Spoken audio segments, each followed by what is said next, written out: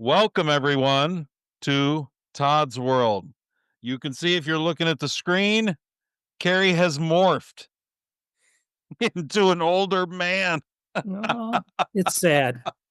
It's too bad. Does Carrie she is know? Carrie's on a cruise.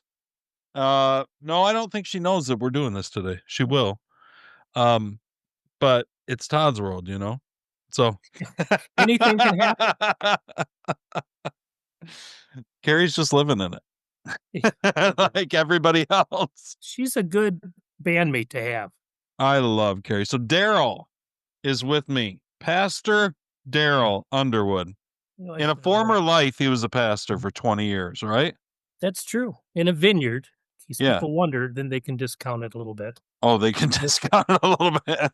Yeah, part of those, unclassified charismatic churches that Yeah. kind of came around this century. And you planted a church, right? We did. We planted with the Association of Vineyard Churches. Um, But gosh, that seems like a little more like real pastor and then like if you just pick up a church from a denomination. I don't know. It just seems like yeah, you're like out on the front line a little bit more. You know what yeah. I mean? Right. Well, and we're, maybe one step towards organized anyway. I mean, now it seems like just about anybody and their brother can pick up. But back in the day, you had to go through some stuff. And I Yeah. did go to Bible college. That was something back in the day. Right. And seminary wasn't required because of that for me. But anyway, it's, uh, it's got an association of pastors to hold together. And it had, the leader at the time was John Wimber, who's going to you were gonna talk about him a little bit as we go, I think, somewhere too. I love John Wimber. You introduced me to him. I did not know who John Wimber was until you introduced me to I was aware of the vineyard, but I hadn't really spent Yeah. much time in it or anything. Yeah, Never he went had to any vineyard. kind of a large voice really in evangelical Christianity and the coming together of charismatic and evangelical Christianity. But then they had some weird things go on, and it was getting away from its gospel of the kingdom roots that came out of Yeah. Fuller Theological Seminary and I actually feel like he had an outs it seems to me had an outsized influence on a lot of on because it wasn't just the vineyard, but just by him doing what he did and informing the vineyard. I mean, a lot of modern worship. There's a lot of things that it seems oh like yeah. kind of came out of that Yeah, that at have one gone point, on yeah. to influence more than just vineyard. I think so. I think so. I mean, in the early years of the Vineyard, they had a lot of the top songs, that people were singing around the world, and Yeah. and now nothing hardly. I mean, its days done. And when John passed away, he passed away at 63 years old. He's pretty young, Yeah. relatively. Anyway, and so he was a really interesting person. He kind of uh, didn't fall for stuff, and he, went to Fuller Theological Seminary as a professor and taught church growth and the Signs and Wonders movement. I think he helped the charismatic church and the evangelical church have a matrix for a theology they could accept that was born out of the now and the not yet of the kingdom. Yeah. Whereas a lot of theologies, if it's Pentecostal, it's all now, Oh, which yeah. I don't ascribe to because it isn't all now. There's things that happen. Right. And then there's kind of more of the state kind of ordinary sort of churches we know that goes, well, it's probably never, and so he gave a theology that could make them come together with a now and the Yeah. not yet visitation of the kingdom. I've been really impressed with him since you introduced me to him, and I've listened to a lot of his stuff, and I think you um, should, yeah, I he think should be. I think he's really good. I really do. In fact, people don't know this. Now, this is the Wildly Opinionated News Hour, but it's going to mix a little. We also do Beers with Jesus.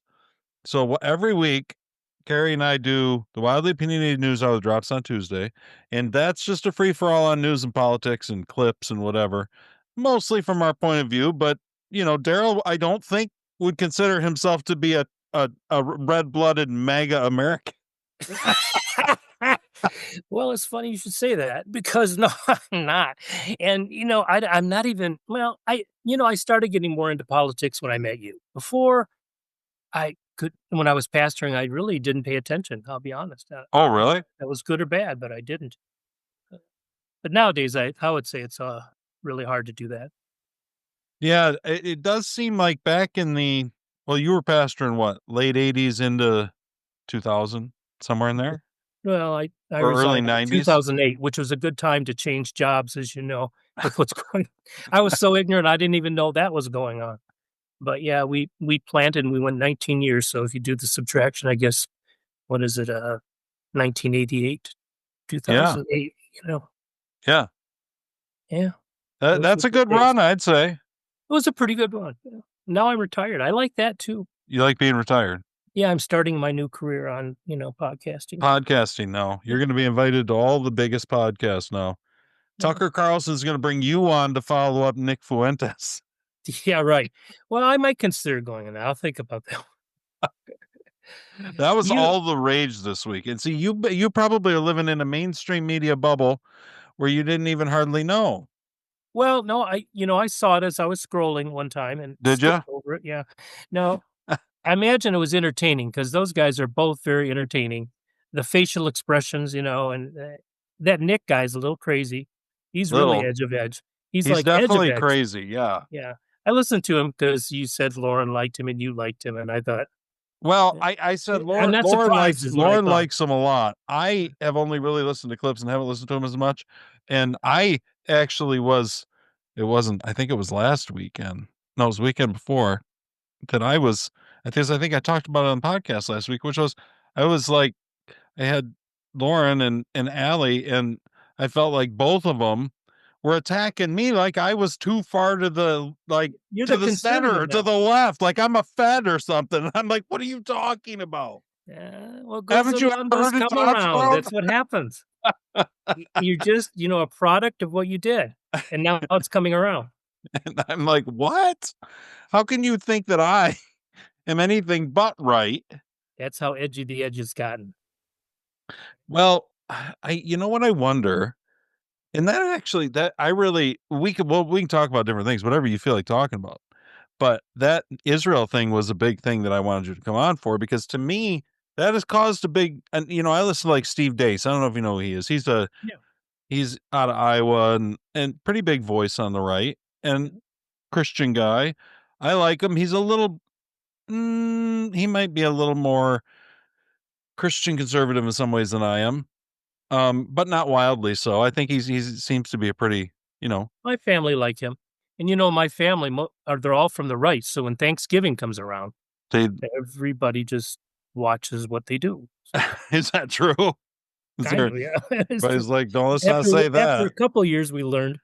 Did you have some knockdown dragouts? Well, usually it's brother Mark, Debbie's brother, and he's a good guy. Mm, Went to Calvin College and worked probation officer for years. but he's a And red-blooded American, MAGA he American. watches all the Fox stuff, I Okay. mean, let's say the way it is. And so, he knows Dace and he sends me clips and says, "Listen to this." And So you see some of them. yeah, I have a hard time when people go, if you don't line up with us, you're not Christian. I just have a hard time Do with you that. feel like Dace does that or would do that? Well, my brother-in-law does, and I don't know Oh, if he would or not, but my brother-in-law does, and it's a lot of the influences of these guys. and what are the things that they feel like you need to line up with that you don't feel like you need to line Well up with? well, mostly Politics? it's abortion is, huge. Okay. Abortion is huge, immigration is huge, Yeah. and we did, I think we had some challenges with immigration, I think that's true, and so I don't necessarily have, Well, Donald Trump might be a problem, you're not pro-abortion, right? No, I'm not. But I think somehow it's a little disguised when, that we used to call it like, wasn't it the morning after pill for a while? And then all of a sudden it became an abortion. Plan Isn't that B? right? Yeah. And so I thought the Oh, you statistics, mean they started calling it the abortion pill instead of Plan oh, I don't know. I don't know what they call it now. hey, I like stumping you. This is great. You're from your, I don't know, I think they call it Plan B. plan And B. Yeah. yeah, I think it is abortion of some sort, meaning what's this? Science is not my thing. So to get into like the fine shades between like birth control and this Yeah. Plan B and how it all works, at the end, the baby if it doesn't come out, I think is the idea. Here's my issue, okay? Here's my thing is, you say someone's going to have like an abortion like in the seventh, eighth month. And that's what's always kind of shown, in a lot of these videos. And that's atrocious. Those Sure. things are just terrible.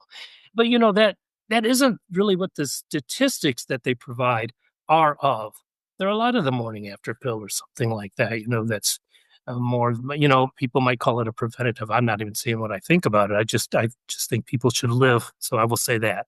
And so, but I had an occasion where I had a couple friends that called and want to go out.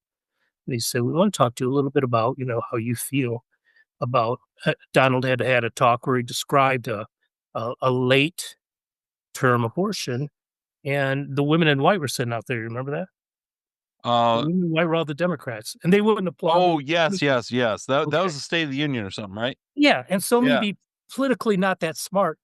I kind of said, why? How can they do that? How can they sit there when he's telling this terrible, heart wrenching story, and not applaud or anything? That's what I Yeah. said. So they called me up and said, we need to talk. We And need to that's where, talk. yeah, and that's where they said, You get a lot of these kinds of calls. People are like, As a "Listen." pat, listen, dude, in the vineyard, you had people from all kinds of belief, cultures, and Okay. backgrounds that would come to the vineyard. And so they would bring all of their past beliefs, whether they liked them or not, and they would, come to the pastor, right? We got a problem with this. We got a Okay. problem with that. So I got that all the time. Everybody wants you to agree with them. They think you They should want to know line where up you with them. stand. How do you stand with this? And I'm like, Yeah, but first mostly of all, they want you to agree with them, right? That's not okay if you stand in a different place. right, right. And so, it would be difficult and you'd talk to them and you'd tell them, you wouldn't try to play politics. You say, well, this is what I believe at this point, and I would tell the truth, I'm not all that well versed in it. Like so these two guys called me, Randy and John were their names, and both pastors, and I went and talked to him. And well, he told me that the statistics were kind of a little bit skewed by this. I wasn't even aware. I'm like, Yeah. wow, it seems like one side's kind of pushing the numbers high. Yeah. Yeah. Anyway, so then I kind of thought about it, and I thought I should investigate this. And sure enough, that's kind of what was happening. Yeah. But I am pro-life. Yeah. Yeah. Obviously. Whether or not you think that the government should, you might have some differences in where you think the laws might fall. I mean, as far as how long someone's, Yeah. yeah, And I that's think it's not, I don't think, an pretty early on, but I'm not burning down any buildings. right. You haven't killed any abortion doctors, so you really haven't made a difference. I don't know anyone. Doctors don't seem to hang around with us. Oh, I know some, but no, I haven't done that. Okay. Well, we can't all be true revolutionaries. Yeah, I'll leave the edge to you. You and then, well, it used to be you. I meant Now not. it's Yeah, those others. Nick. I think. Those others. What do you think about this? I'm trying to figure this out. I'll be honest with you. I don't know. There's a fascination a little bit with the younger generation, Yeah. and it almost seems to me like, but I don't know for sure. But like we had Howard Stern when I was like coming up, right? But with Howard Stern, and I loved Howard Stern. I loved his news hour, actually. It was one of my favorite things. I thought him and Rush Limbaugh, I thought were just amazing. And they're wildly different. So it's a weird thing, but the thing that made them so good on the radio was real comparable. That talent was similar. You know what I mean? Hmm. And Howard and Robin, when they did news together, like I loved it. And so if there's a little bit of that with me and Carrie, then that makes me happy because in Yeah. the heyday, Howard was amazing at They were that the with the models. news. Yeah. It was my favorite part of his show. But then he also had the lesbians and all the crazy stuff he did. But see, nothing shocks anymore. None of that stuff is taboo. The lines have been pushed so far that anything back then that's still shocked, that's out the window. So the only thing now that's left kind of right now to go shocking is this kind of the racial stuff. Oh, well, And I wonder if that's part of it, if there's just part of the younger generation that always wants to be more revolutionary and try to push the edges. You know what I mean?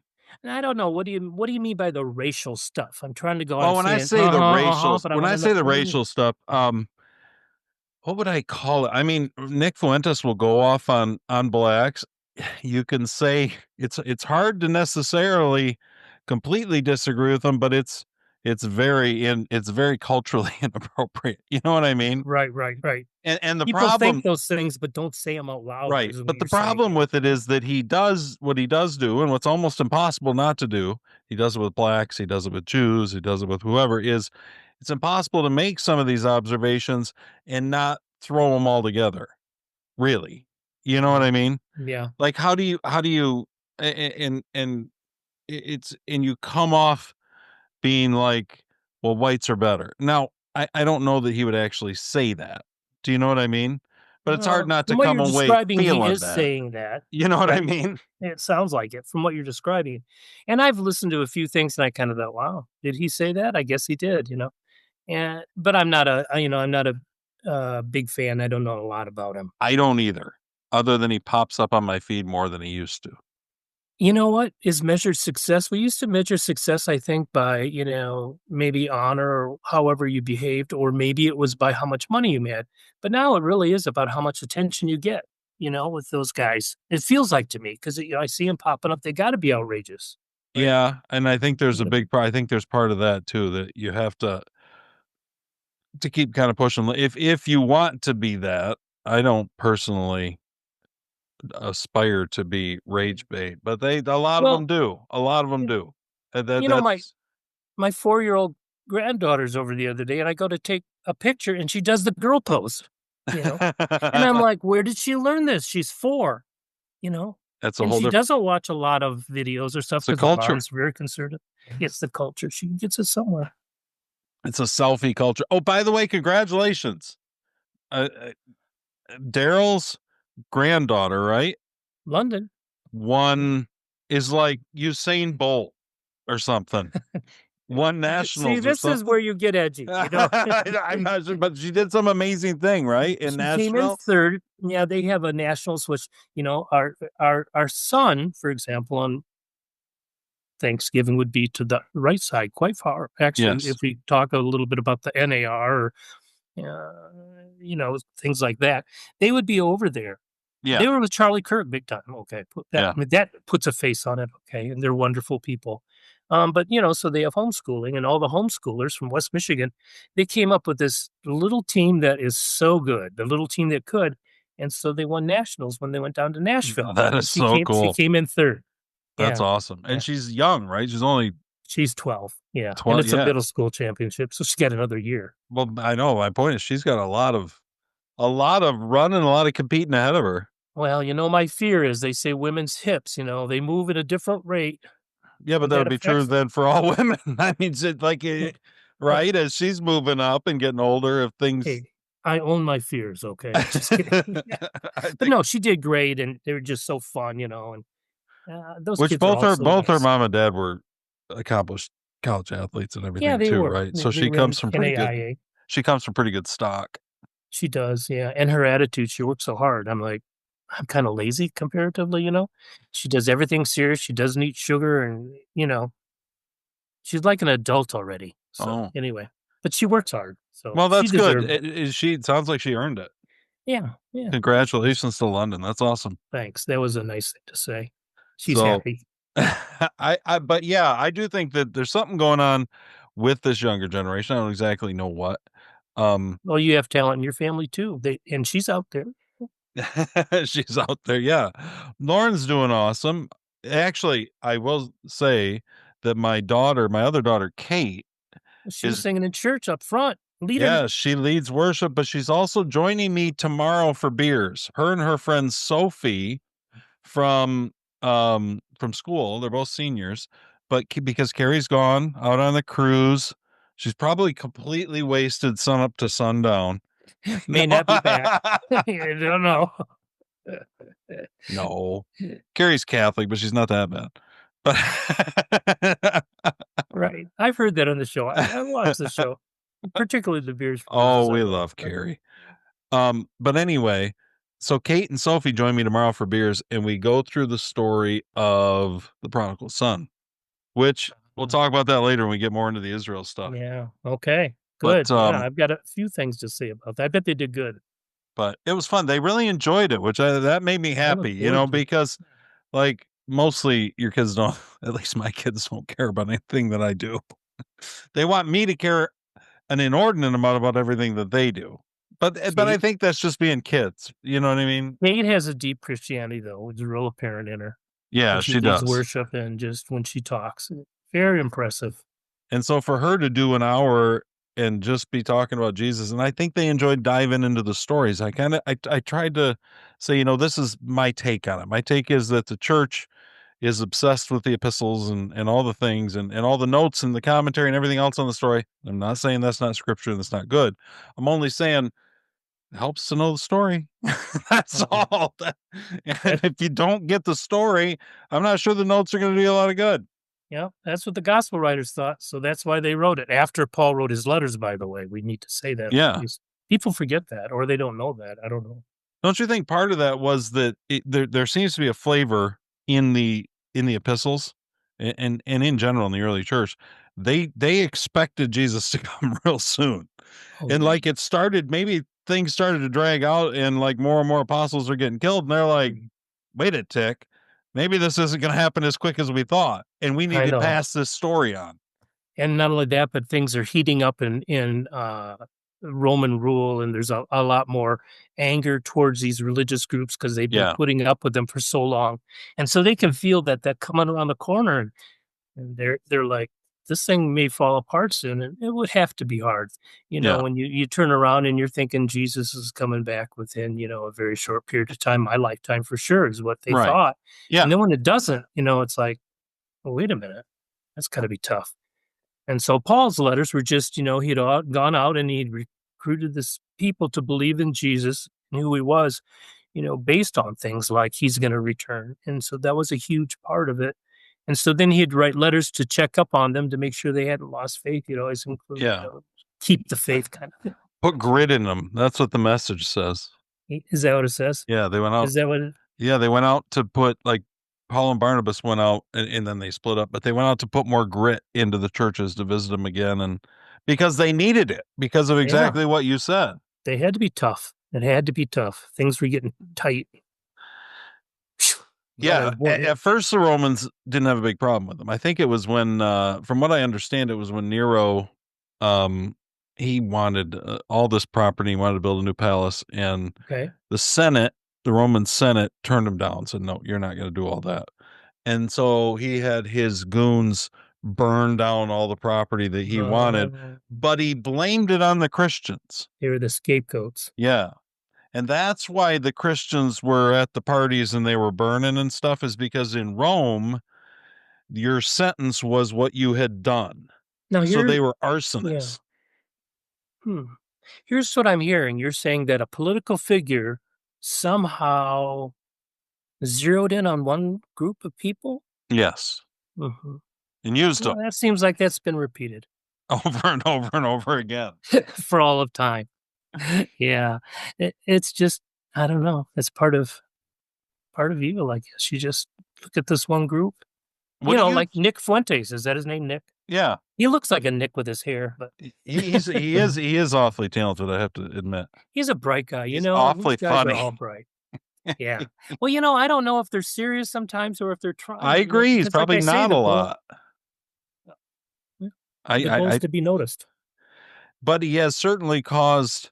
I do think there's been a shift toward, um, certainly among the younger generation, and I feel like there's been a shift in general toward Israel, toward the I've money that heard we that. give them and everything. What do you think? I mean, Well, I've heard that out of young people, and I've seen that, um, and I believe it's true. And I think part of it has to do with these guys that do have a following, and they're the next greatest thing. And now I think, what do I think yeah. about What do you think about Israel? Tell me the modern day state of Israel Yeah, and everything going on. Not to get yet into the. I mean, we will invariably get into the because the problem is it's so entwined over there. They entwine it. They say that the reason we get to be here is because God gave us this land. right. You can't And reason with those who people bless like that. us will be blessed. They take Right. that right out of the Bible. If you bless us, you'll be blessed.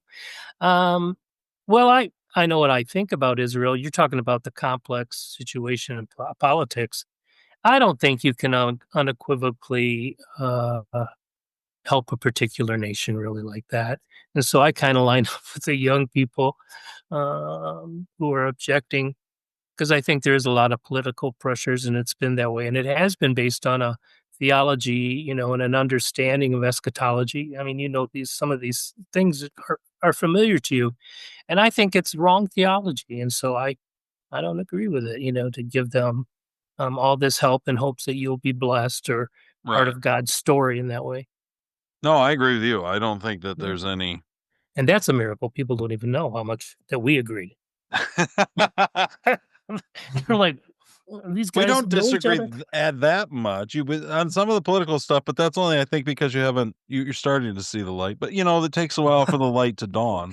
Well, I just bring Debbie over so she The can Todd just do light. it, the arguing, and I can just sit there. This is well, you've listened to the show. We play some clips. You know who Mark Yeah, Levin is? yeah. He's on Heard of Fox. him. I like I say, I'm not into. He's on Tell me more. Fox, right? Okay. And A lot of this guys in there. he's real mad about this is only a 30-second clip. He's real mad about Tucker Carlson having Nick Fuentes on and about anybody questioning anything about Israel. Oh, Heap oh, big he's mad. he's deep into it. Then, yeah. To Tucker Carlson, I say, did you have a head injury? What happened to you? But you know what? Unlike other people, truly, I'm not a psychiatrist. I don't care why. I just know what you are. You platform these people, you deceive your audience, you lie to your audience, you become a full-blown, out-of-the-closet Jew hater. And if you're a Jew hater, you're a Christian hater. And they demonstrated that. So if you question the government of Israel, you're a Jew hater, Well, he I has an guess. opinion. Yeah. And that seems And to some be people are that radical. I know. that seems to be a lot of them. Like the defensiveness is what strikes me as a little like anytime I see somebody get that defensive about a position, I think you can't be that secure in it then. Like I mean, if God's promised you all this, Yeah. for certainly God will accomplish it, Yeah. right? Yeah, and certainly, yeah, you're questioning whether God has any control whatsoever. I think I think he's afraid. I mean, you're fearful, right? I mean, when you'd react that way, it's like It fight or seems flight. like that, doesn't it? He's fighting, not flighting. It He's it it, it seems he's like mad. and there's a lot of now to be fair, this was at they had like a Jewish conference. What's it called? Republican Jewish Coalition. Who knows? This just popped up. But but they got this guy here, um, Brandon Tatum, who I gotta tell you, I've heard his name thrown around. He's a black guy, former police officer. I don't really know who he is. I don't know, but other than I've heard his name, but I don't know much about him. But he goes off too. He gets really, really angry at anybody on the right question anything about Y'all keep Israel. praying for me. I said, I want them to turn that place into a parking lot. Gaza, he's talking about. I got to preface it because somebody going to clip this and put it on the internet. Not because of the He's right. Palestinian people per se, individual people, but because if you dare to do such an atrocity to people that I love, people that I respect, people that I think he's talking about October 7th. Oh, Just so we know This what goes back a bit. atrocity he's Okay. talking about. Okay. Well, no, but this just happened like this last week. But that's his justification for why Gaza needs to be turned into a parking lot. Right. Was October There you go. 7th. are chosen by God, you decide to do something like that, you should never have an opportunity to do it again. And it should be an example to everybody in the world that if you ever think about trying something like this, your country will cease to exist. He's a big fan of Israel. Yeah, well, it sounds like he's also if I was the prime minister, 48 hours. Give me 48 hours. And so there was a lot of people in Gaza. And surely there was a lot of innocent people in Gaza, right? I mean, surely there was. Well, I guess it doesn't matter if, when it comes to these things of God. I mean, do you know what it reminded me of when I was listening to that, though? What? They crucified Jesus outside the city gates, and Mhm. they would hang him on a cross so that people would walk by and go, I'm not going to do what he did because it'll happen to me. Right. I mean, that's evil, right? I mean, Yeah. can't we kind of agree that that's evil, that we kind of will take that and say, here's the poster child that happens to you if you disagree with me? Right. And that's what he sounded like to me. It It does. sounded like, we're going to take Gaza, we're going to just, I don't well, a lot of anger out there.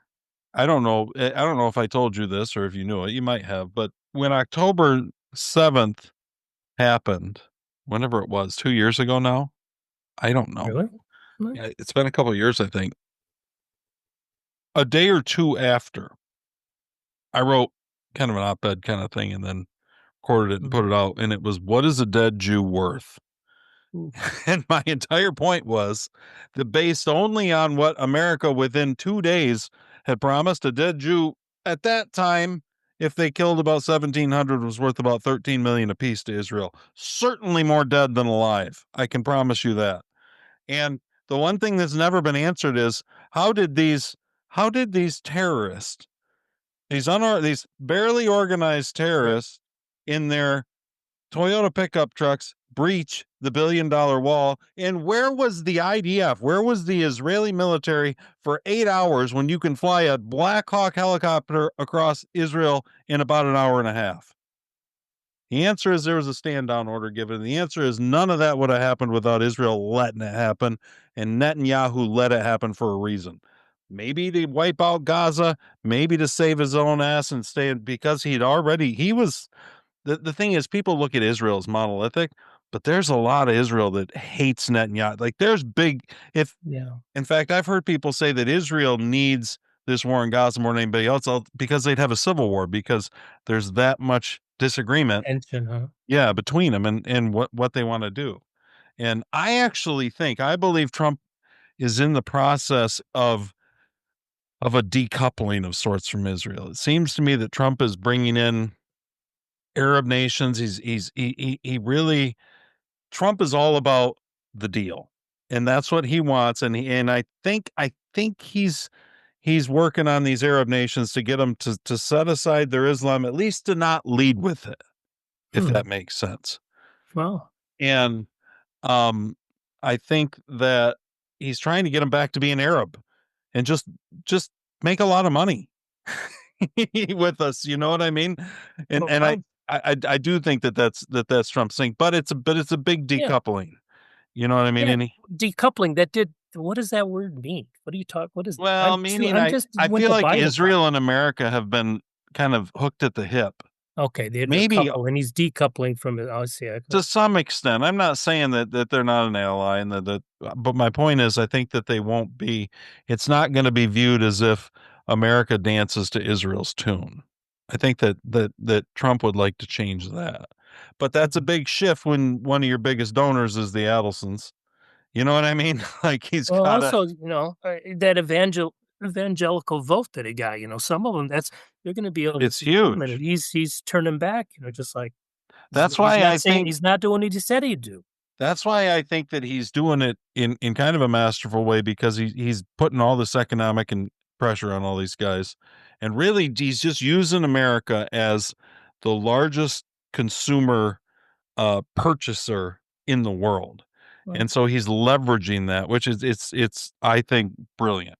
I It's know you do. the Yeah, only I'm sitting way. here going, it sounds like a good idea from you, is what I'm thinking. It sounds like Todd should be there instead. I Because think I don't think he's thought that all through, but he's cutting deals all over the place. He's getting rare earths in. He's setting up an alternate supplier for rare earths, which we desperately need for technology, from China. So he's trying to kind of, and this is where this is Trump at his best, is kind of dealing with all this stuff. He did close the border. I've been a little disappointed in maybe the deportation numbers, but Well, wasn't that also the Ukrainian thing? Wasn't that why he wanted I would like to resources see too? him. I think he's still working on that. That I will admit has been a more difficult nut for him to crack than I think he anticipated. I think that's you know, wait a minute. This is my wild opinion too. Yeah. Yeah, I don't know about that. I think he tries something and he expects it to just everybody to just kinda go, "Okay," and then people go, "We're not doing that." Sometimes, yeah, that's what Canada did. Yeah. But Well, and then Toronto almost won the World Series. I was wondering what he would do. if they won. Yeah, would he have the Blue Jays at the White House or, what are you gonna do? Anyway, go ahead. But the Mark or no, it was the guy I can't readily find the clip. I don't even know if I have it, but the guy whoever's in charge of the central bank in Canada, Oh, whoever that is, just gave a speech last week talking about how Canadians need to just become accustomed to a lower standard of living. And I think what is going on? You know, well, then they may as well be America. No, no, I was kidding. well, I think that's the problem here. I do think that we'll get over it, but Yeah, they would be. the economy has not been it's been tough. I don't know. What do you think when you look at like the debt? Like you grew up and it wasn't until 1971 that America really had any debt to begin or in the 70s whenever they went off the gold standard. Whenever Nixon did that, I don't remember the exact year, Mm. but you could look at it and the debt just boom. Like it just freed Congress and the government from any kind of restraint at all. I know. Well, I don't know, but I've heard that. I don't understand economics very well. Do you? I mean, when they say these trillions of dollars, and he says because of the tariffs, we've got billions, I'm like, you could tell me anything, and I'd say, there, oh, Well, okay. the debt is a big deal. I mean, I don't think we can even comprehend it. Nobody, no country in human history's ever had this kind of. I mean, Rome had some debt, and they some of the same things that led to that typically lead to civilizational, empires falling. We're seeing some of that, and Yeah. debt's one of them. Okay. Well, The other thing that from what I've heard that seems to be common is, gender confusion. Late stage empires have a lot of gender confusion, like we seem to be dealing with. It's kinda mm. interesting how some of those patterns So they follow. take these comparative things and say, Yeah, this is what's happening here because this is what's historically happened here. yeah, you can see some of that same stuff in Germany just before Hitler took over. There was a lot of that, gender kinda stuff. Some weird just a lot of the stuff that we're struggling with. Maybe less so now. You know what's funny is I saw there was a graph and you could they were showing it was like kids identifying as trans or maybe it's teenagers, whatever it was. It was something like that, and you could see it marching up, and then all of a sudden it takes this precipitous drop, and it corresponds almost exactly with when Elon Musk bought Twitter. Isn't that crazy? Oh, that is strange. Things changed all of a sudden, and now it's Mm. heading back down to probably sub 1%, which is where it was for a long time. Huh. And it got up into like the 4 or 5%. So it's social contagion type of thing. Man, Elon. Doggone him. Where is he now anyway? Where did he go? He was just on Rogan this week. Oh, yeah? Yeah. See, that's your track. So yeah. I know what's Now, going here's on. what I wanna know. I don't know this. Do Uh-oh. these guys get paid to be on a podcast? I don't know. I don't think so. No, I they just I kinda I think that okay. Rogan now probably not Elon, I mean, because Elon's the richest person in the world, but I Okay. think in general, if Rogan asked somebody to be on a show, like say Rogan were to ask you, he'd be like, "Pastor Daryl, I want you to be on my show." I think what he would do is he would fly you down and put you up for a day or 2 and then fly you home. So they'd cover your expenses for coming Okay. down, but I Okay. don't think they, like, pay you. But, if you're an Well, author or you're a podcaster or you're whatever, that kind of exposure is worth far more than he would ever pay, right, you but know? yeah. Only a poor pastor would ask a question like that, I guess, because all the people that actually get invited have so much money, they really don't care. Well, I don't know about that, but I don't care either, I'm okay. you know who that Oliver Anthony guy is? You remember him? The musician who had the Rich Men of Richmond, the guy who plays, like, the guitar, it was like I he wish I know, I don't remember. oh, you don't remember him? He had a big Mm. hit that was Rich Men North of Richmond, but he's a Richmond, real bluegrassy kind of like Yeah. bluegrass might not even be the right kind of a word. jazz, kind of like No, jazz it's like blues real or like country, but not even like normal country. I mean, like, country bumpkin country. what would I call it? You know, you're the music guy. Well, I've never heard of. I know. I could help you if I knew. I don't know. Yeah. Anyway, Yeah, where did that come from? I have no clue. Anyway. but what I was going to say is that there does seem to me to be a shift happening in Israel, but man, it is tearing the right apart. This entire idea that to even question Israel seems to be like Well, it's sacrosanct. Well, wasn't that kind of the big controversy about Charlie Kirk? I mean, that there's There, Israelites were behind that. I'm like, well, where did that come from? But what, yeah, am I wrong? there was some of that. I I will Is tell you, Candace done now? By the way, I don't think so. I think she's still out there. You am know, I throwing out things you don't want me to throw? I don't know. no, Candace has one of the biggest audiences. That hasn't, if anything, she's only been helped by it, but she does seem to be a little out there. I don't know. I don't See, listen to Candace, I'll but watch things and from Candace, and yeah. she'll say, "I'll have more in the next show," and that always turns me off. I'm like, okay, you just wanted me to watch the next show. Well, of You know course what I we mean? do, Daryl. Well, there Just you like go. you There's wanted people to come next Sunday. Yeah, there's that Fuentes thing. I know we're all subject to that, but that's that Fuentes things. He's got to cut that edge, Right.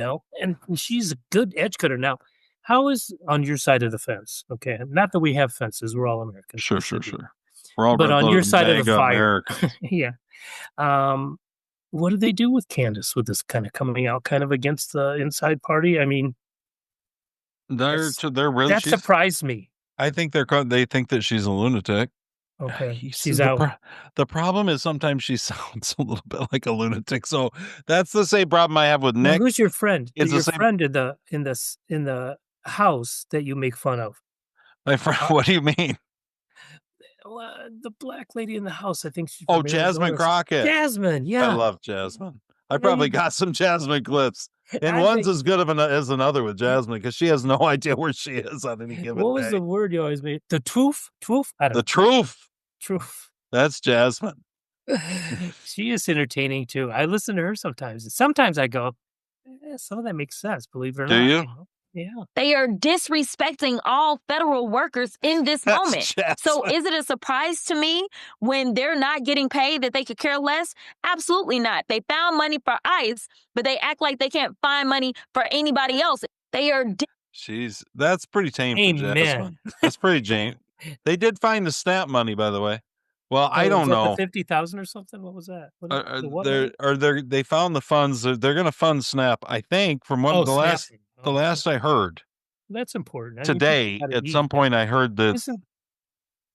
Don't you think that's a central point of what God's saying in the Bible is that we need to take care of those that are suffering? Yeah, but I'm not sure you need to turn it into an immigrant magnet. That's my problem with it. Right now, of the SNAP benefits, about 56% go to illegal immigrants. Is that right? That doesn't mean that I think that it should just be that they should be turned out on the streets to starve. No. But I think that we need to change the system. And that was what Elon was going off on Rogan about, was that the Democrats have put all their chips on illegal immigration.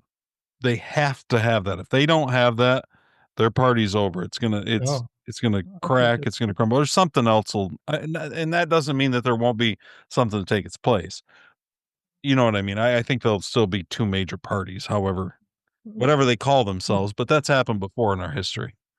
But I just think, yeah, they put and to be fair, if Biden let in 20 million just by opening the gates wide, it's impossible to deport that many. At least in Trump's 4 years, it's going to be impossible. I mean, if he hits 1 million this year, that'll be good. And if 1 million more self-deport, that's 2. And that gets you to what? 8? I mean, you just don't get there. You know what I mean? It's like the Holocaust stuff. How in the world did they cremate 6 million bodies? Nobody has any answers to that. Now, there's no way that they had the ovens to do it. Was Nick on that one too? A little bit? No, he might have been. I didn't hear him. I've never heard that from like him. A Holocaust denier, wasn't it? He might be. Have you ever? When you're on, I think YouTube as an old person, it's hard. yeah, that's what like. Have you ever thought no one would ever question the Holocaust, just like no one would ever question the moon landing? Is that how you feel? I do feel that way. Well, yeah, I do feel that way. I mean, there's certain things that just seem pretty obvious, I don't know. Maybe not. But, you know, politics are hard for me. Local politics are strange to me a little bit. We're in that famous county, Ottawa County. Ottawa County. Why is it It's famous? weird. Well, it's famous for having Ottawa Impact, this kind of alliance Yeah. to make us totally mega god people. I don't know how to call it. That's weird. That's where I live, sometimes I wonder how it is in other places. That's where Ronnie comes over and sees you, tries to get you. That was so funny. I think she thought, it's so pervasive in our county. I think automatically she thought we were an easy catch. All of a sudden she Did found you out go we to didn't even. church? Well, you didn't. Exactly. Exactly. Well, yeah, we do for now. Daryl and I go to the same church. Yeah, we for probably the same reasons. exactly. It's yeah. We're the So yeah, disagreeable she ones. came over. Well, you try to use inappropriate curriculum like the Bible. Unapproved curriculum. Unapproved. That's what I want to do today. Is I want to explore the unapproved ideas of Israel, because our church isn't that much different than most evangelical churches, which is they are hook, line, and sinker for Israel, man. Yeah, they're all kind of wound up in that whole thing that kind of happened with, kind of restoring Israel back, to its homeland, and Yeah, the whole concept that God's doing this, and so we're at the end time, and then they get the NAR, you know what that is, and that's that. What is it? National or not the national? New Apostolic Reformation. Where they're going to have a new church government. So there's not going to be any organizational government. It's just going to be, they're going to be the apostles and the prophets telling the rest of the church in some kind of unexplained way what to do in order to usher in the kingdom of God, and then hand it over to Jesus because they're pre-mill. Is that what? No, Christian nationalism isn't by and large pre-mill, isn't it? Isn't it a lot of Christian nationalism really is more just that we're a chosen nation. They're more, I kind of say they're kind of elitist. Okay. Kind of, what is the word that anyway. So the national. So anyway, I don't know. So the national people, you're saying, are not national, the New Apostolic Reformation. Yeah. You're saying that they believe, well, what are they, that we're going to, that like somehow the church is going to hand it over. When does this happen? Well, they have a whole way of doing it. A lot of it's kind of based on, Puritanism kind of was based on taking over and having our own government run by Christians. And so, they go back to that and they go, okay, this country is founded on the, they'll use that as part of the reason for founding fathers and whatnot. But the NAR, New Apostolic Reformation, kind of got its history out of Restorationism, out of latter rain movements, and different types of theology that said in the latter days God pours out his spirit. When you think about it, even the charismatic and Pentecostal church, really, it's only been around really since the turn of the century with Seymour and down in Azusa, right? Yep. Right. Kind of the changeover. That was 1904, I think. Yeah. Interesting enough, it was close to the San Francisco earthquakes, Oh, was it? So the earthquakes, yeah, and so Jesus talks about there will be rumors of war and wars and earthquakes, all these natural disaster, and so a lot of these people are looking for something, and so Azusa Street was kind of it got a lot of traction from that, and so a lot of these sorts of things that are kind of rise up, that are much more kind of Pentecostal charismatic. They're kind of not from a lot of the mainline denominations. They kind of have that. There's where's the one years? Suspect, but it's not the word suspect. The susceptible. Is that susceptible? Yeah. Yeah, to these kind of teachings. And so, they're looking to get involved in government so that the government can become better. Then Jesus returns, and then there's the pre-mill 1,000-year reign, and then things have gotten to the point where Jesus will then rule and reign, and all But the nations will submit. don't they think there's going to be a rapture before that? Like, Yeah, pre-mill. That's what it is. Before the 1,000-year reign, they believe that there'll be a rapture and all. so is what they think, and this would be kind of dispensational, right? Oh The yeah. dispensationalists. Get Did your you grow up Schofield Bible out. dispensationalist or no? I'll tell you what happened. It was the only thing I knew. When I became a Christian, right away, it was kind of out of that whole timing period, Chuck Smith's church, and all that. And then the Yeah. Vineyard was born out of The Calvary Jesus Chapel, Revolution. the Jesus Revolution. Yeah, the movie, yeah. Yeah. And so they had a movie, A Thief in the Night. That's all about the rapture. That was They showed that at my church. My little See, it is a my little brother at the time, this was my I had a little brother who died when he was like 5. And so right before in that year-ish before he died, they showed that movie at our church. That was 1984. They showed that movie at our church, I think. And because I remember my little brother, I have almost no memories of Chad, almost none. Yeah. I was 9 when he died, and it was, I guess, a little bit traumatic, and it was enough that whatever people would say I blocked it out. I don't know if I did, but anyway, I don't remember him. So, point is, but what I think I do remember is him like looking out the window, looking for Jesus to come back. Because of that movie and us talking about it. Isn't that weird? Cool memory, man. Wow. So anyways, they had that kind of thing going on. Thief of the Night. Yeah. And I Wish We'd All Been Ready songs, by those guys, That was a good song, yeah. You remember that one? Yeah, I do. Two men walking uphill, one's gone, the other's standing still. Yeah. All these, and then came the Hal Lindsey book. The late Great Planet Earth, is that what it was? Yes, the lake. And so there's a lot of this kind of free mill, it's going to happen, the rapture's going to come stuff was kind of that's what I thought was normative Christianity. And that was on the heels of, because Israel was established as a nation in 1948, right? Yeah. And it was that and the Darbyism and the Zionism before, like for the 100 years before that had kind of infected evangelicalism, right? Yeah. It didn't as much Catholicism, and maybe not as much the mainline denominations. Is that true? That's true. Kind of the Reform, mainline denominations of the Wesleyan kind of didn't get involved too much in it. They didn't take a position, really. I went to Reformed Bible College, and I couldn't even find out what they believed about eschatology, really. It wasn't big on there. Not at all. And so, in fact, when I went to Reformed Bible College, I remember, I'm looking for a new Bible because I'm a new Christian, right? Yeah. And they said, well, don't buy a Schofield. Oh, they did? Don't buy a Ryrie. These are study Bibles, right? Yeah. Written from a premillennial viewpoint. Was Ryrie the same? Yeah, right. Charles Ryrie is the same. And so, so I got a Harper study Bible. I don't know what Harper even was, but he was acceptable at RPC. Anyway, this is all just to say that it's really became very predominant, after the war, World War II, stepped up. And now recently what's happened is the NAR is this loosely gathered people that Matthew Taylor is a good guy to go listen if you're interested in the NAR. He's very bright. I know that you have an opinion, but that's that guy you sent me some videos on.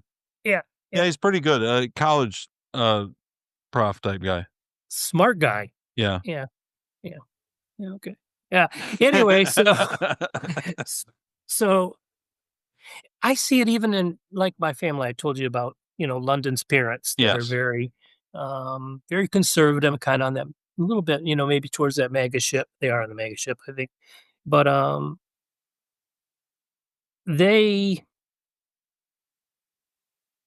really support that, and they have friends that came out of Cornerstone University that support that. And one of the friends, I'm almost maybe it's my imagination, like Todd has a lot of imagination. Me? She ran for school board, but listen to this. She ran for school board, but she did not send her kids to that public school. Now, why would someone do that? Because they want to make the school better. Right. But it's not better yet, so they got to send their kids someplace. Well, it was Byron Center, but she wanted to make the school better because you're preparing it for Jesus' return. So that's a whole part of your theology affects how you live. Yeah, It's just that's she true. goes through all this trouble, and she did get elected, in order to prepare the kingdom, And you for think, Jesus to return. and you don't think that that's well, that's not your philosophy. That's not That's your not my view, no. My view is more, with Israel, you're talking about Israel, why I wouldn't be necessarily pro-Israel for the 1948 Israel, Yeah. we call it. It's because I believe that, and I've told you this a couple of times, that Jesus really came as the last prophet to speak to Israel and say, this is the time of judgment is here for Israel. Okay. He Yeah. didn't speak to Rome. He didn't speak to the other nations. He didn't speak really even to the Gentiles in that regard. Right. He came to tell Israel, this is your last chance. And I'm the one that's here. In fact, I'm the Messiah. Right. Jesus knew that. And I think that there was going to be two roads. It's going to be in Gethsemane, the road was laid out, but there's going to be two roads. One was that Israel would repent, so that it should be the salt and the light of the world as God had always intended. The other would be Israel would die that day, and they were going to die of their own hand because they were going to take Jesus and put him on the cross. And Jesus had taken himself, and he had become, and you can see it, in the upper room before his death. He's got 12 disciples. He's washing their feet. He's taking the bread. He's taking the wine. He's the cup, the last cup. All of it's there. And Jesus became Israel as God had always intended Israel to be. He became the fulfillment. And so at that point, I believe that Israel would kind of, for all intents and purposes, cut itself off. Now, if we really want to know what happens to Israel and what Israel's about today, we only need to look at what Paul wrote to the Romans. Right. And he talked very highly of their story, their meta-narrative, that they carried the history, that they even had the Messiah come from their bloodline. And so that's why I'm more of a spiritual Israel, and all are welcome. Even Israelites are welcome as a remnant coming back. Yeah, yeah.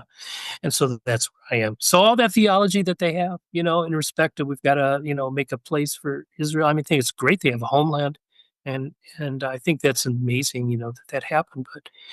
But I don't think those are necessarily where I would land with that the Christian church. That godless country over in the Middle East doesn't have anything to do with the Israel of the Bible. Is that fair? That's what fair. I believe. Well, that's pretty fair. I mean, there are times, at the end of Romans where he's saying, that there is a remnant that will return. I don't think it's returning to that place is what you're saying, and I agree with that. But I don't. There may or may not be something to that physical land over there. I mean, God became human and he dwelt among us. So Jesus was as much human as you and I are. Yeah. And as much as you and I consider ourselves to have a home, and for you that might be, Hudsonville, or then where'd you grow up? You grew up Whitehall, where you grew up in Whitehall, right? That's where I went to school. Yeah. Like I'm the same way. I grew up in Greenville, but then I've lived in Allendale forever now. So, but they both kind of feel like home to me. Now, does that mean that God feels something special toward that land because it feels kind of like home? Maybe. I mean, it wouldn't be any different than us. So, yeah. But well, I think his covenant, he did fulfill it, though. That was what death of Jesus did. It was a fulfillment of the covenant because there's shedding of blood. There can't be any forgiveness without the shedding of blood. And I think it's just a superb mystery that Paul talks about when he talks about what happened on the cross. Just turned, the enemies, Satan, upside down, because it was just like, oh my gosh, I got this all wrong, and now this is going to be worse than it ever was, because the Christians are going to be led by the Spirit of God. Just brilliant. And it's going to be opened up. I mean, I wish Israel could have rose up, but yeah. See, I think I probably differ from you a little bit in that I don't think that, I think that God's plan was, well, when Paul says that all Israel is, says it because Israel was always, it was a remnant. It was the faithful remnant. It was the remnant through Isaac that the seed was called. It's through faith. And so it was always the remnant of Israel. I think in Hebrews it talks about that too. Hebrews 11, it goes right through. Yeah. And so I think that spiritual Israel went on to just grow, and that it was always God's plan, but this maybe is the anti-institutionalist in me. AD 70 he was always going to break that physical idea because he was never going to be bound to that. He crushed it, didn't it? I mean, it got crushed. I didn't say Yeah. he crushed it, but it crushed. Yeah. Yeah, and I think he did it so emphatically because he was closing that chapter. That was something that he used, but the people that were called by faith, they're still just as much called by faith. Now, we're part of the Abrahamic covenant. But the Jews, the covenant that he made with the physical nation of Israel was always a conditional covenant in Deuteronomy 32. And it was, if you obey my laws, if you follow me. And they never did that. That's a good point. But it says that even if we're not faithful in the New Testament, The God is faithful. yes, and that's the point. But Jesus was I think able to that's be true, faithful yeah. when Israel wasn't. And so what you see with Jesus, I do agree with you that Jesus represents Jesus in his natural dying represents physical Israel in their natural dying, and Jesus in his resurrected body, that's the church, but it's still Jesus. It's, you know what I mean? Yeah. And so yeah, I think the church Well, is maybe I'm on to French, and again, you're the centrist, just like the girl said. I'm centrist. Yeah, even if the But no, I Jeez. by and large, I agree with you. It's just whether or Yeah. not the only thing I don't know is I think Israel had already made their bed, but um Well, these things, that's though, you'd agree these things are critical to the way that people would conduct their regular lives when you look at what's going on and the theology that has really. oh yeah, we've seen in our church where the pastor will get up and will talk about Israel. We have to pray for Israel, Yeah. and we've got to be on Israel's side because if we bless Israel, God will bless us, and that leads to what? Us blessing the massacre of how many tens of thousands of Palestinians? Right, and it comes back to that's where the young people, I think, are going, "No, no, we're not going there. Yeah, We're not gonna sign up for that." Yeah, and and I'm with them, like I said, yeah. I am too, but I think just like everything, when pendulums swing, man, they never find their balance. It's always, you know what I mean? Yeah. And so when I watch Nick, as much as I can enjoy him, and he is funny, um, I don't You listen. always like that, though. You like that. You can go way out on the edge for me, and as long as you're funny and you're entertaining it, I can live with it. But I'm not Me necessarily too. going to sign up for it. Like Right. it's not my thing. Isn't the everybody's got to be white necessarily? You know what I mean? Now, see, what I know of Lauren is when she signs up strong for a small time, till Yeah, she that could finds be. something new. But she kinda, goes all in. Yeah. So she probably thinks you're a centrist. Although I think that she's yeah, I don't know. You know, Yeah, maybe. all I said was I told him I said you guys just don't have any what you want I think is actually happening and I think it's beginning with Trump. I just don't think that you don't have any idea how hard it is to turn the Titanic around. Right. Like, you know what I mean? That's Like so true. you just I don't even know if I do. I can get a little kind of revolutionary anti-institutionalism in myself, but Man. like to actually turn things, I told them the things that have happened. Roe v. Wade was overturned. I never thought that would happen. There have been things that have occurred that I never dreamed would happen.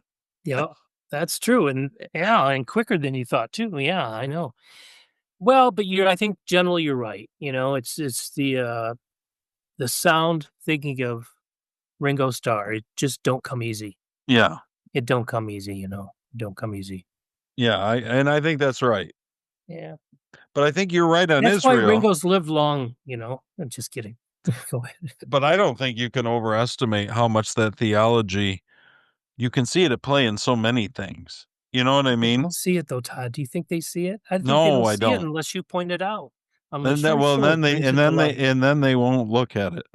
That's the problem. Because it's integral to it's integral to everything that they've kind of built themselves around. Isn't it so? They really protect Yeah. that bubble. They do. I don't think it should be that integral. I can't fathom I don't see anything in the New Testament that would make me think it should be, but it has become somewhat integral in a lot of evangelicalism. It And has. and if to question that, you're questioned in Jesus, and I think, Right. what? You're probably not Christian. What are you That's what they say. talking about? That's crazy. And That's like being at home on Thanksgiving, that's where my, brother-in-law and them, they kinda, like, questioned whether they're Christian, and I think that plays into with these kids or with the younger generation. And I think that this was how it was for me. What drove me, I grew up in a really conservative Baptist church, like independent, fundamental. For a Went to Bob while, Jones, King right? James only. I went to Bob Jones. Yeah, Bob, and like went to a Christian school where the church, the chicks weren't allowed to ever wear pants, like in the church and stuff. You know what I mean? It was just real conservative, is my point. Yeah. And I have some nostalgia for those people. I still kind of love those people. You know what I mean? In spite of the fact that I think they're a little crazy, and I can't settle down in that kind of crazy, but my parents were that. And Yeah. so it's still, like I talked, my dad had a Schofield study Bible or a Ryrie study Bible. My Oh. dad would have been right down the center. It would have been a strike on dispensationalists. You know what I mean? I bet. And I'm just not that. But what I think is what I ran into all the time was an absolute unwillingness to either have anything questioned or to try to answer any of these questions, because I constantly questioned everything. That was a mistake in that setting. And they were just constantly, my parents weren't so bad. My parents were good with me, but when you got outside, there was a lot of people that were constantly felt like I was a problem. I It's could still see the that. case. You carry that with you. Unapproved curriculum from the beginning. And Why are you asking? oh my gosh, what just happened? Are you there? I don't know. I am. There you go. I think There I'm we go. working. I It's think you got so excited you did something. no, I think my battery Oh, something. Sorry, guys. There, everything's back up and running yeah. now. They're probably going, "Aren't you guys done by now?" I don't know. I I'm a think rookie. no, I don't know what just happened. Did my battery quit? No. I don't know what happened. That is too bright though. I gotta have a different tone to that light. That's too much. Too much going on right there. Calm down. So I do think it's really important. I think actually, I'll be honest with you. My Lauren is, I say, exploring the mysteries of the Church of Rome. She's been, you know, kind of going to a Catholic church and exploring some things. And and when people hear that, like that's the funniest thing is like, Oh my. like Amber's friends, like evangelicals, they go chapel point, whatever, but they'll be like just flabbergasted that Lauren would go to the Catholic Church. I know she's just trying to discover. And She's young. She and I wants to think it's know. fine. But I'll tell you, one of the things that pushed her there was the ridiculous position that our church took on Israel. And nobody, and they just take it for granted. And nobody flinched or said a word. And She nobody, sat there going, "Doesn't anybody feel bothered?" yeah. And just, this is crazy. How could you think that? And so what happens then is when you realize that people are willing to go to the mat for things they don't even understand, but that it's just ingrained in things, then you start to question all of it. And you think, well, now listen, I don't, That's why Ronnie's worried, though, I right? don't think the Catholic Church is the answer. I don't think that the oldest institution that makes the biggest obstacle course and maze out of Christianity that could be possible, to me, that's not the answer. But What's funny though is I remember when I went through a little bit of an emergent stage. Remember the emergent church? yeah, I do.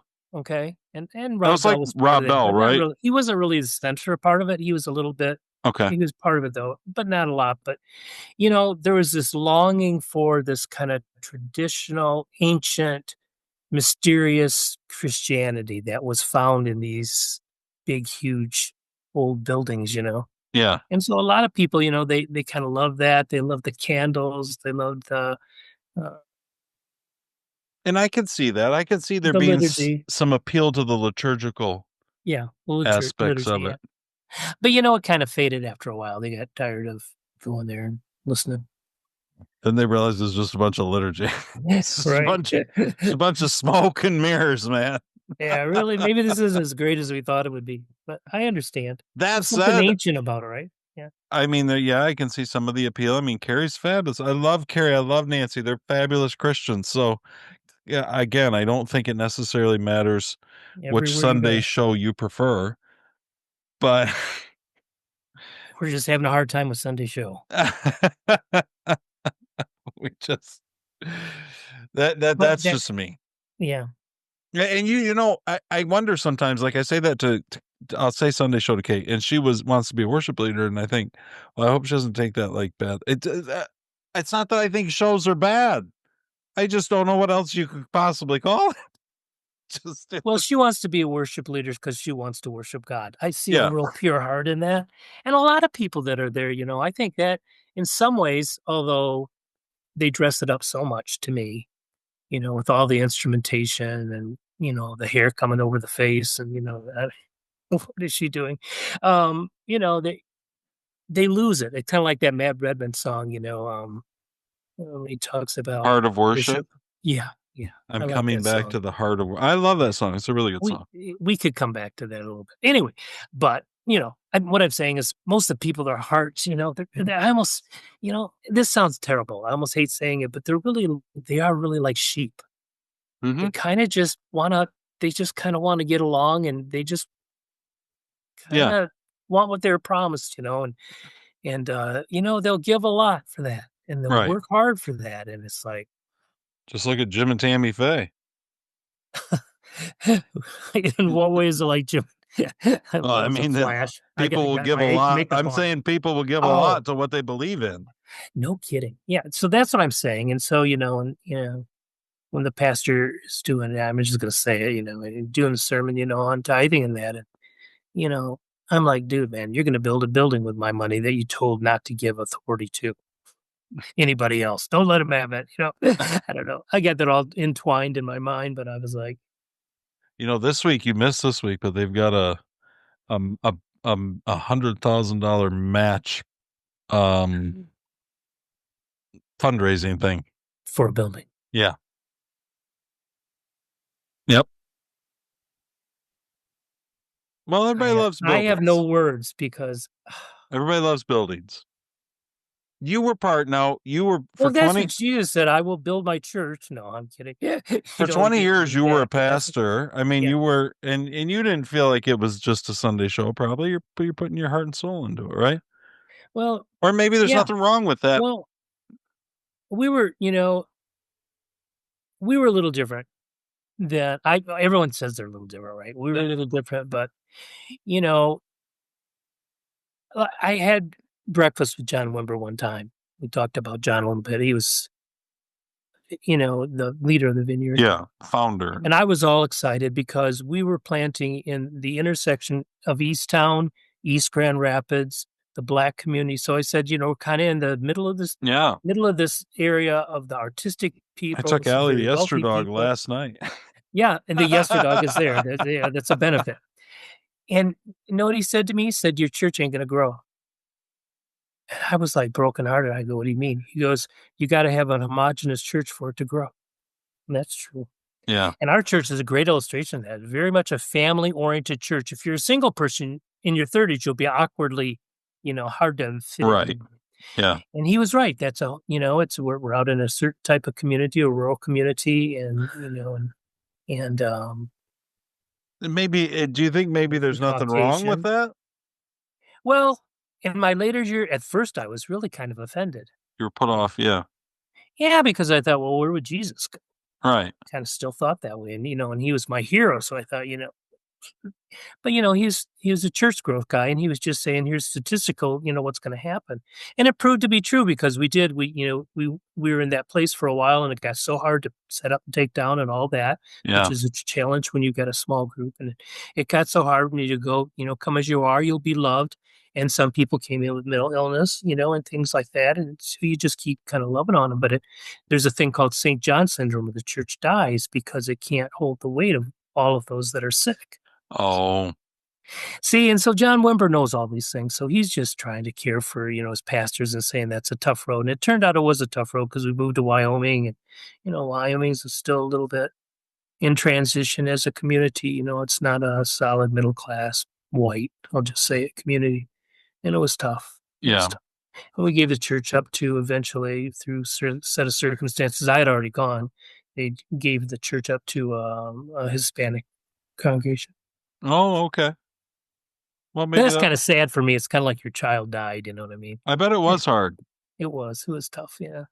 So I don't even know where I was going with that. Do you? I don't know But what you we're have talking about. you have well, but what I was wondering is what to you was there always the Sunday part? Oh, okay. That was the Sunday And I show because part. most of what a pastor does, I mean, I got to believe that a ton of what a pastor does, or at least a lot of pastors, the good pastors, isn't taking place on Sunday. I mean, not that you're not preaching and whatever, but you're being a Yeah. pastor to your people Right. all the rest of the time. Right. And even still today is weird. We have, because of Facebook, I have so many contacts still Yeah. all over the place. And it's always amazing. I got a text today from a guy that was a vineyard planter in Okay. Lansing. Okay. And his daughter ran for a homeschool team. So he was down in Tennessee when London came in fourth Oh, and he that's recognized it. cool. So he sent me a text and said, I was so excited to be there because he coaches the Lansing team. That was so fun. So yeah, all the time still, Yeah. still a church, kind of church that doesn't meet. It's weird. But is it okay that churches are homogenous when they grow? I mean, obviously Wimber thought it was just reality, probably. Yeah. Here's the problem with that as I see it. Number one, if you're in a community that's kind of like ours, you almost have to, you don't have that much poor compared to a city who's really Right. hurting. So resources is a big thing. And I just think the Bible just tells us to have resource available for our brother, Christ. The question is, am I my brother's keeper? The answer is, well, yes. Yeah. That's what he's thinking when Cain slew Abel. What have you done? Yeah. How could you kill your brother? I don't get it. I don't think God really got it. So I think, when we get in our own bubble, like even the homeschool bubble, as beautiful as it is, it's a bubble. Well, sure. Nobody kind of comes in, and the thing about They public want school it though to is be a nice. bubble. That's a whole Well, that's the problem. and Okay. actually You named the problem. Okay, it's a well problem. from the homeschool standpoint, they've started, when you homeschool, my sisters were homeschooled. I wasn't homeschooled. I went to a That was tiny a little long time ago. Wow. Yeah, I went to a tiny little Christian school. And when my sisters were doing it, these homeschool groups were just kind of getting rolling.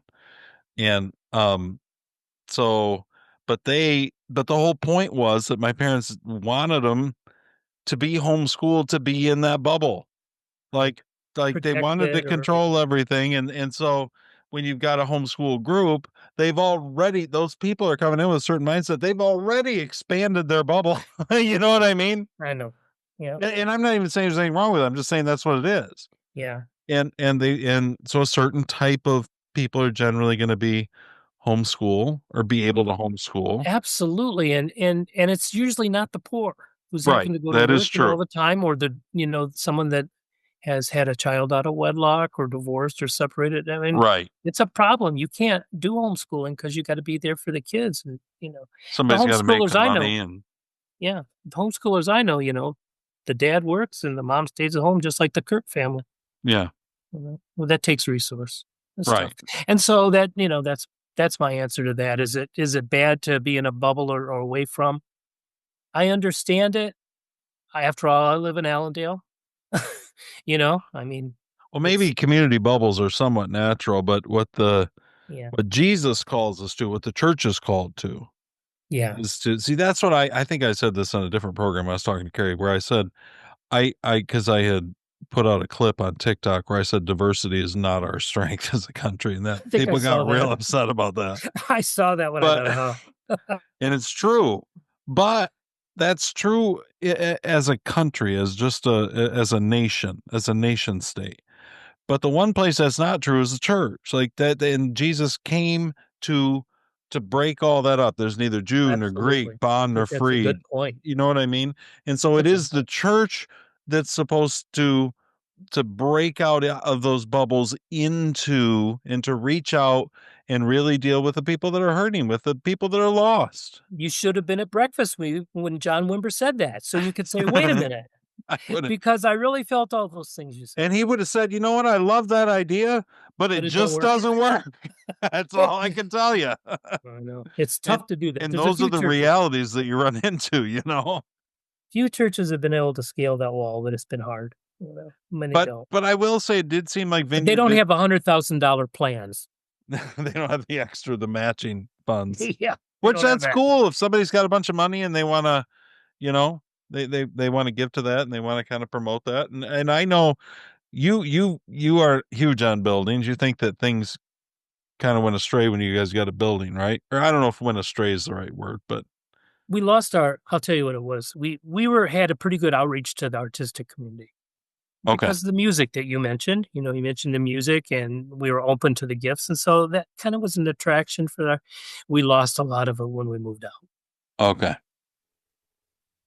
So that's what it was. But you ran, it wasn't like it wasn't a successful church. I mean, you had yeah.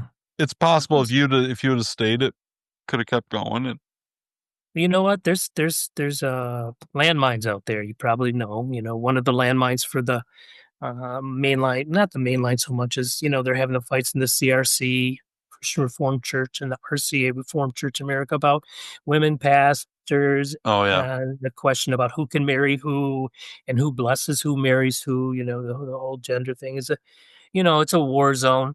And when you're in the vineyard, people are going to come, and some are going to be of the thing that, hey, I thought you said, "Come as you are, you'll be loved." I don't feel like I'm being loved right now, because we had different people that were gay in our church. I knew they're homosexual. And we loved them the same. I guess I didn't think it through in a lot of ways. I just felt like this was supposed to do.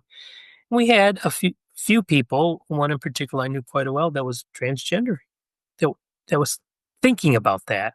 okay. He was married, a great guy, and his wife is a very, very beautiful Christian woman, but there was a struggle, and so, yeah, so they, the church felt safe enough they could come there without having big difficulties, from day one. That seems like a good thing. It was a good thing, but it's hard to, it's hard to maintain, a room of people that don't get along. It is difficult in their because thinking. that what makes that, I guess, hard is that although maybe what makes it hard is what makes life hard, which is why is it so you have somebody who's gay or a gay couple or whatever, and let's say that we believe that, and I don't know if you necessarily believe, but let's say just for the sake of it that it is a sin of some sort or something, for whatever reason God's kind of put out of bounds. I don't know why, but we don't have to know, I guess, all the reasons. But the point is, it's not any more out of bounds than pride, Right. or than anything really. And then maybe not even, but it's kind of public. So now you've got these people who are raising their kids, they're homeschooling their kids and they're raising their kids. And there's a gay couple sitting over there. And how do you square it all in church? You know what I mean? Well, I'll tell you what helped me survive for a while, and I believe it. I would say to people, everyone's welcome to this communion table today because it ain't my table, and I didn't make the invitation. Say, this is Jesus' table, and he says anyone that come here who believes in me. So you believe in him, you can come. Yeah. And so, for a lot of people, that made them kind of rethink, like, he did say that. Right. Right. And it ain't Pastor Daryl's table. It ain't my table. It ain't the Vineyard's table even. Yeah. We're not even really the hosts. We're just doing the thing. Right. Well, that's a good way to put it, because I think that, like I said, maybe our kids need to learn to love people who are struggling. Like, they need to know there's a higher love. They need to know that. There's a love that's beyond me, It seems to me that you could be gay, you wouldn't have to be gay. You could be living with somebody. You could have a boyfriend and a girlfriend living together, right? Whatever. There's all kinds of you different could be things. a bigot. Anything, whatever. But the point is that that God, I don't think, see, people have this idea that people get saved and everything is just like, it's like that. And I don't think that's how God works. I think I think a person well, to be fair, a person could be gay and they could write it all off to the cultural, and I think they could still know Jesus. And I couldn't say that. I might say that personally, I would have a hard time writing everything about homosexuality in the Bible off to just cultural stuff, but that doesn't mean that people can't. You know what I mean? I mean, we could take different positions on Israel and on other things, and so I can why can't I respect somebody, who has a different position on that? I don't know. You could. Well, we don't agree on everything, but we have a good time. You're making your way. And we okay. Even still, despite that, Debbie comes over and jumps out of her chair at me. It was good for her. No, I think that's a great example that you don't have to agree on everything. Right. And that you can get along and that you can enjoy people anyway. Yeah. And you can be good friends anyway. Yeah. And particularly in the church. Yep. And you can even argue a little bit about what you disagree with, but you got to have other things that are keeping you, that are more important. Yeah. It'd be like arguing about the Lions and the Packers or whatever, Yeah, right? Right. Because they're the too close, right? Yeah. Right. Yeah. Yeah. You can believe something real strongly, but God's love is a higher love. It's the raging, mercy that He has is just, that you loved Rich Mullins and all the songs. I do like Rich Mullins. And he had some good stuff. He is smart. Did you see that thing? I wrote something this past weekend and I put it out. Did I send it to you? It was called The Way of the Cross. I thought I sent it. I did see that. Yeah. I read that. Yeah. I don't know if people liked it. I found that by and large, I don't think people liked it, but maybe it was a little heavy. I don't know. It was heavy. Well, I know you're going to say I didn't walk into it trying to be heavy. It's just where you're at right now. I don't know. It just was. I wrote it and I felt like it was true. At least that I was in the. It's a tough road. When you look at the cross, it's not what you want to do. Yeah, I felt like I was in the general realm of truth. You know what I mean? I liked it. Yeah. And so if I'm in the general realm of truth, I don't see why I should. I understand that message, that you're not going to use that to get people to walk out and raise hands. You know what I mean? Yep. Like it's not going to work very well for that. No. Although I will say that I think Billy Graham knew that side of it. And I don't think that he necessarily watered it down, but it wasn't, he let people come to that part a little later on. Yeah, he left it to the end. It was a little rough through the whole thing, and then all of a sudden, but there's a way. Yeah. Just as I am without one plea. And he's right. He is right. That wasn't all that bad. I think that evangelical movement had a kind of a fresh start, and I think that was good. I'm really kind of a product of that, really, in many ways, Oh, are you? Began Christianity. Yeah, you begin Christianity with that kind of deciding, I'm going to do this. Right. I'm going to do this thing.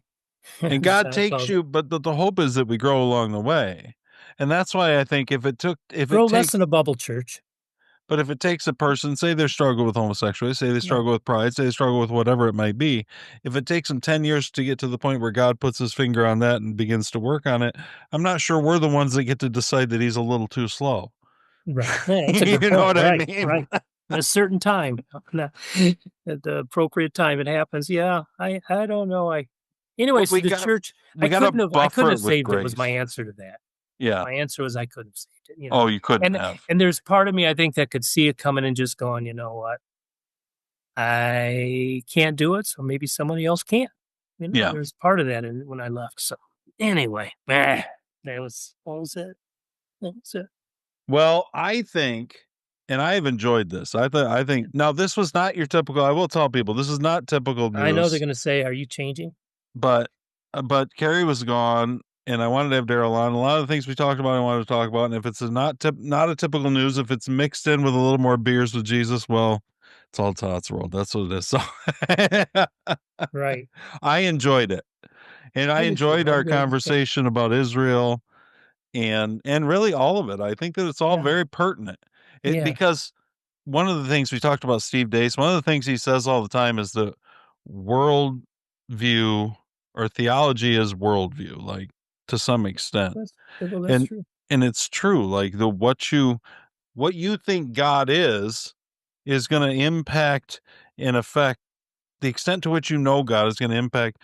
If you think of God like Netanyahu thinks of God, it doesn't matter if you kill 50,000 Palestinians, right? I mean, apparently that's perfectly cohesive and works together.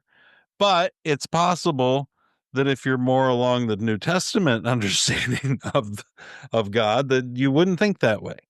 That's so true. I mean, they're exceptional people in the Old Testament, and that's true.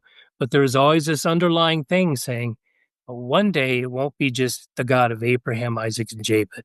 It'll be Abraham, Isaac, and Jacob, and the whole world. Right. Because there's only one God, and thank you, Jesus, is for all of us. Right. And that ground is all, that's what I say often, is that the ground, that's all level at the foot of the cross.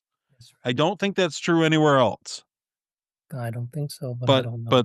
But that's what makes Jesus different. That's why they got so mad at him when they saw him hanging out with Pharisees and sinners and tax collectors, and they just hated it. Such a rebel.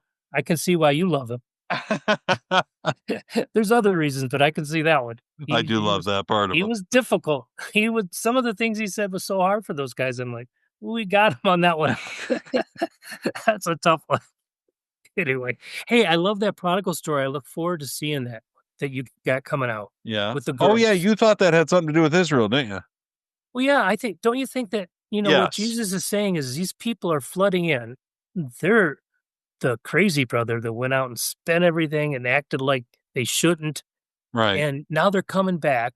And the elder brother's the one pouting, going, why are you hanging out, like you said, or being with these people? We're so angry at you because that's not the way to be. I'm the way to be. And Jesus is saying, you got to know that you're the one going outside the camp. Yeah. And no, I always welcome you back.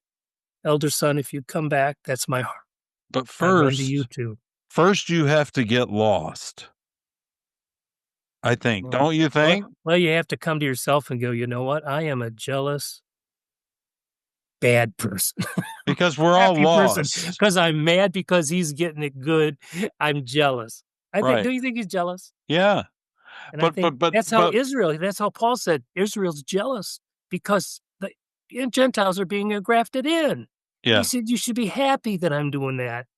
You shouldn't be like the elder brother pouting. You can come back anytime. You've been with me from the beginning, man. See? And so that's why I think it's like the prodigal son. Jesus is telling a story of what's happening on that day. Right. But it's a story that your girls can tell today. I mean, it makes sense. And you're right when you say that it resonates both personally. Yeah. And it widens out almost like to all of creation. Yeah, exactly. It's wide. A principle. It's deep and wide. But that's how so many Jesus stories were. I mean, they were like, he just told stories all day and people think, oh, they're just stories. But no, there's a reason that they resonated like they did. You go home like Mary and ponder them in your heart. Yeah. What's in this for me? It's because there's power in those words. Right on. And it's, well, anyway, thank you. Been good. Thank you for joining me, Daryl. Next week, guys, Carrie will be back. Oh, I'm sure we'll be raucous as usual. I'll go back in my cave in the meantime. We will have Daryl again, though. You'll have to do beers with me one day because the hope is that we're going to do a live Bible study. And I think I might have planted the seeds with Kate and her friend. They really enjoyed doing it. They loved it. So this was my, tryout. It's rough. We'll have fun. They just love talking about it. They love focusing on the stories and looking at it from like the characters' angles and really kind of diving into like the story. That's all. There's beauty in the innocence of children, isn't there? Yeah, and it I think it actually felt a little different to him, like something a little bit new. And all it is the stories. That's what it's all about. It's grand. It's great. It's like Luke said, I got to gather out these stories and put them together. Yeah, it's the greatest story ever told. Gospel of Luke. Yeah. Okay, man. Thank you, guys. Thanks for joining us tomorrow. Beers with Jesus. Kate and Sophie are going to be on, and then next week, Carrie will be back, and we'll be banging away back to normal. All right. Thanks. Thanks, Daryl. Thanks, everybody. We'll see you tomorrow, next week, whenever.